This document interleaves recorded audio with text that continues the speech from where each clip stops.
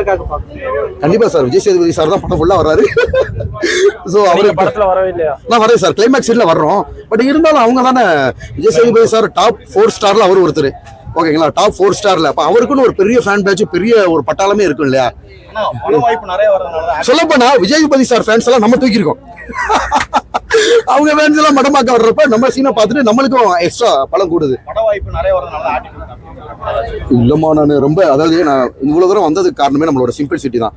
400 சேனலுக்கு மேலே இன்டர்வியூ கொடுத்துருக்கேன். யாருக்கிட்டையுமே டிமாண்ட் பண்ண மாட்டேன், ப்ரொமோஷன் பண்ண மாட்டேன். எங்கேயாவது ப்ரொமோஷன் போய் நின்று பார்த்துருக்கீங்களா?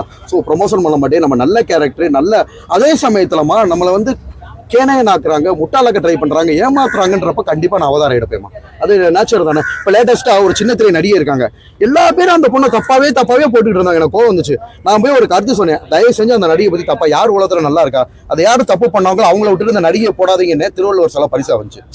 ஸோ நம்மளோட பேச்சு எல்லாமே மக்கள் மதிக்கிறாங்க. ஆட்டிடியூட்ன்றது கொஞ்சம் கூட கிடையாதுமா.